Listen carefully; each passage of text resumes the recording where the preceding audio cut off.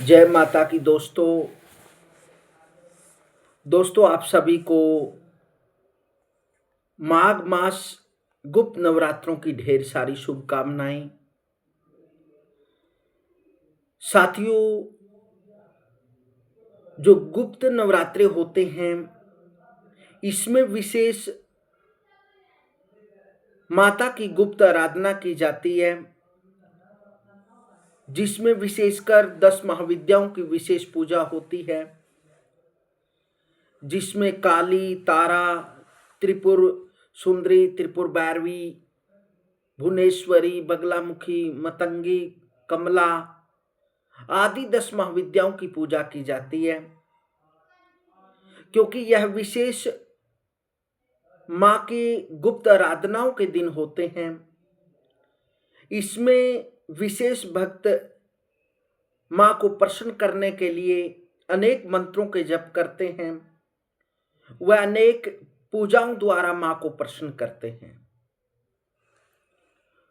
और इन दिनों में विशेष माँ भगवती आदि शक्ति भवानी प्रसन्न होकर भक्त को मनवांछित फल प्रदान करती है। वैसे तो वर्ष में 4 बार नवरात्रे आते हैं, 2 बार खुले नवरात्रे होते हैं और 2 बार गुप्त नवरात्रे होते हैं।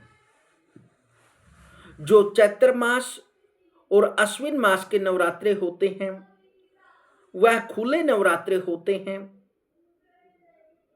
और जो आषाढ़ मास और माघ मास में नवरात्रे आते हैं वह गुप्त नवरात्रे होते हैं। उसमें गुप्त नवरात्रों में विशेष माँ की गुप्त आराधना की जाती है। विशेष तंत्र की महादेवी 10 विद्याओं की पूजा की जाती है। वह विशेष मंत्र जप करके माँ को प्रसन्न किया जाता है। और जो चैत्र मास और अश्विन मास के नवरात्रे होते हैं, यह विशेषकर यह नवरात्रे जो चैत्र मास के नवरात्रे होते हैं यह बसंतीय नवरात्रे कहलाते हैं, और जो अश्विन मास के नवरात्रे होते हैं वह शारदीय नवरात्रे कहलाते हैं। क्योंकि इन दिनों में लोग विशेष माँ के दिनों को मानकर, नवरात्रों के दिन मानकर या माँ भगवती आदि शक्ति के दिन मानकर मांगलिक कार्य भी संपन्न करते हैं। और इन दिनों को विशेष माँ भगवती को समर्पित करके अपने व अपने परिवार के लिए विशेष आराधना व्रत आदि करते हैं और माँ को प्रसन्न करते हैं। क्योंकि विशेष गुप्त नवरात्रों में माँ भगवती को प्रसन्न करने के लिए विशेष पूजा, जप, तप, यंत्र सिद्धियां, तांत्रिक अनुष्ठान आदि विशेष रूप से फलदायी होते हैं और विशेष कामना करने वाले होते हैं। इन दिनों में जो भक्त माँ भगवती को इन दिनों को समर्पित करके श्रद्धा भक्ति के साथ मन, वाणी और शरीर को पवित्र करके माँ भगवती को सब कुछ अर्पित करके यदि माँ भगवती को प्रसन्न करने के लिए पूजा, जप, तप, ध्यान, मंत्र जप, तंत्र सिद्धियां व तंत्र सिद्धियां, तांत्रिक अनुष्ठान आदि पूर्ण रूप से सफल और प्रभावशाली होते हैं। जो करता है तो माँ साक्षात उनका फल प्रदान करती है। क्योंकि इन दिनों में विशेष माँ भगवती आदि जगत जननी भवानी इन दिनों में मूर्तिमान होकर स्वयं विराजमान रहती है, और जो भी उपासक जिस कामना को लेकर माँ भगवती की आराधना करता है या पाठ करता है, जप करता है या हवन करता है या अनुष्ठान करता है या व्रत करता है, तो उसे उसकी उपासना का, उसका जप का उसे विशेष फल प्रदान करती है। क्योंकि इन दिनों में विशेष उपासकों को उसकी उपासना का विशेष फल प्राप्त होता है। इसलिए जो माघ मास के नवरात्रे हैं 2026 में, वह 19 जनवरी से प्रारंभ होकर 26 जनवरी तक रहेंगे। इनमें विशेष माँ भगवती की आराधना करें, माँ भगवती जगजननी को प्रसन्न करें। इनमें दुर्गा सप्तशती का पाठ करें या फिर बीज मंत्र का जप करें या फिर माँ का दुर्गा कवच कर सकते हैं या दुर्गा अष्टोत्तर शतनाम का पाठ कर सकते हैं या सप्तश्लोकी दुर्गा का पाठ कर सकते हैं या फिर अर्गला या कीलक का पाठ कर सकते हैं। यदि उपासकों को इतना समय नहीं है तो वह दुर्गा सप्तशती का यदि पूर्ण पाठ नहीं कर सकते प्रतिदिन, तो इन स्तोत्रों का अवश्य पाठ करना चाहिए। और विशेषकर इन दिनों में जो तंत्र की 10 महाविद्याएं हैं, इनको प्रसन्न करने का विशेष अवसर होता है। इनको प्रसन्न करने के लिए दुर्गा सप्तशती का पाठ करना चाहिए। यदि दुर्गा सप्तशती का एक दिन में पूरा पाठ कर सकें तो बहुत ही उत्तम होता है। यदि पूर्ण पाठ प्रतिदिन नहीं कर सकते तो पहले प्रथम चरित्र का, फिर मध्यम चरित्र का और फिर उत्तम चरित्र का पाठ कर सकते हैं। लेकिन नियम एक रखें, यह नियम अवश्य करें।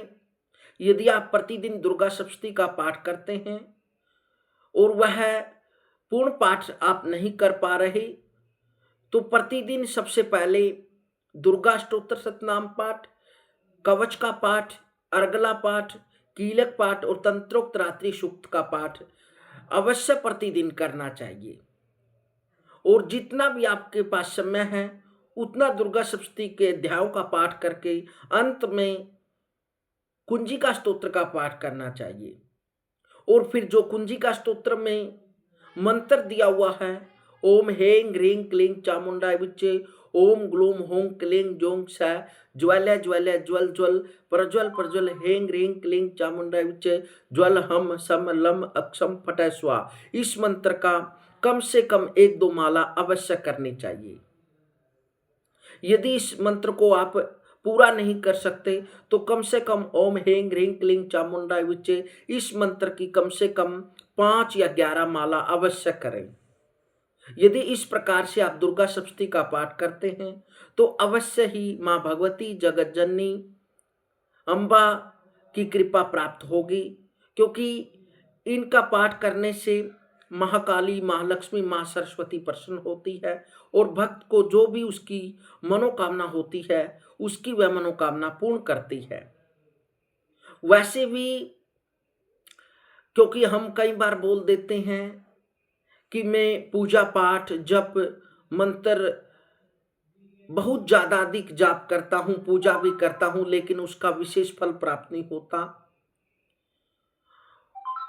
उसको भक्त को इसलिए उसका पूर्ण फल प्राप्त नहीं होता क्योंकि वह मानता है कि मैं शरीर से शुद्ध हूं, मैंने स्नान किया है, शुद्ध वस्त्र डाले हैं, शुद्ध आसन पर विराजमान हूं, माँ की पूजा भी की है, लेकिन हमारे मन में कहीं ना कहीं बुरे विचार चले होते हैं, हमारा मन शुद्ध नहीं होता। तो इसलिए हमने साधक को अवश्य ध्यान देना चाहिए कि कहीं ना कहीं आप बाह्य शुद्धि तो कर रहे हैं लेकिन आंतरिक शुद्धि अवश्य करनी चाहिए।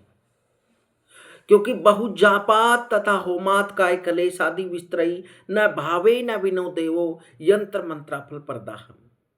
जब तक आपके शरीर में शुद्धि नहीं होगी, मन व वाणी व शरीर से यदि आप शुद्ध नहीं होंगे और आपकी श्रद्धा नहीं होगी और आपके ऊपर इष्ट देवता व आपके पितरों की यदि कृपा नहीं होगी, तो आप देवी की यदि आराधना करते हैं तो वह आपको पूर्ण फल प्राप्त नहीं कर सकती।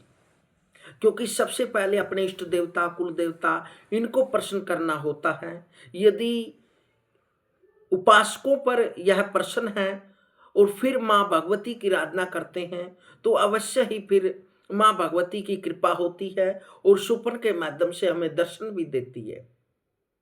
क्योंकि भजन जब भी हम जप करते हैं तो कई बार तो बोलकर करते हैं और कई बार हम जब जैसे सांस लेते हैं उस सांस के साथ जप को चलाते हैं, उसमें निंद्रा भी आ जाती है, लेकिन जब हम एकाग्रचित होकर ध्यान के साथ भगवती का, अपने इष्ट देवता का, अपने कुल देवता का ध्यान करते हुए मंत्र को जप करते हैं तो उसका पूर्ण फल प्राप्त होता है।